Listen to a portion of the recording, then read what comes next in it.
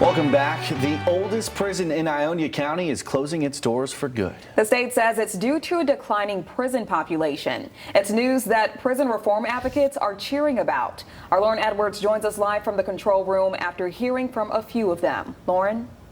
Jamie, Max, the prison's closing, they say, is welcoming news for them. It's something that they've been working for years, some people even decades. But they say the goal ultimately is to fix the entire system.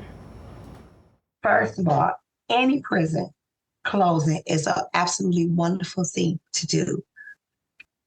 So that being said, that's great. For Kimberly Woodson, closing prisons is personal. Because I went in at 17 and I practically raised myself inside of the Michigan Department of Corrections.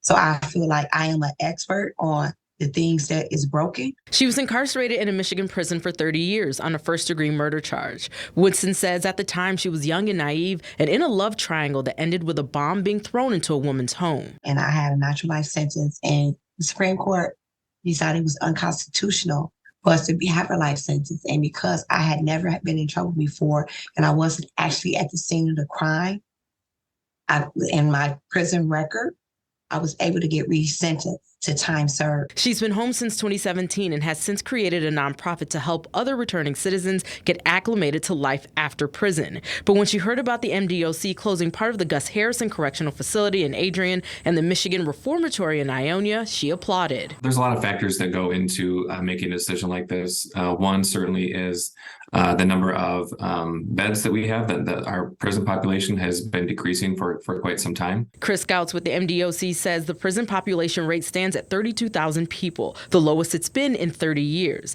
And there's also been a large number of job openings among the staff. Our staff, especially in Ionia and in Adrian, as well as other places around the state, but in these two cities, the staff there were working a tremendous amount of mandated overtime because there were so many vacancies. Which led to burnout. But he says another reason they're closing is due to the low recidivism rate, which dropped from 45% to 23% over the last 20 years. And so that was the other good news in all this, right? Like I always say, I wish, like if I didn't have a job, that would be great, because that means all the innocent people in Michigan, right, will be at home with their families. Tracy Brame is the director of the Innocence Project at Western Michigan University, a group that works to get inmates out who are innocent of the crimes they're charged with. It's great news that not as many people are going back to prison. And I would, attribute that to a lot of different things. Parolees just are not committing crimes in the same numbers. She says self-help groups and educational programs have helped too, which Woodson says she benefited from, earning her associate's and bachelor degrees.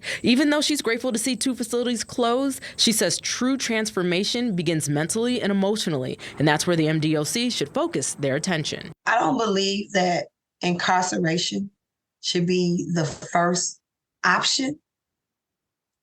I believe that broken people should be healed other ways. So the MDOC says that you can expect the facilities to close in November, but between now and then, the people will be transferred to other facilities throughout the state. And again, Woodson says, it's great news that the prisons are closing, but she hopes that the people are transferred to places and not put into cells with 2 or 3 other people with COVID and monkeypox circulating in the community. Reporting live here in the control room, Lauren Edwards, Fox 17 News.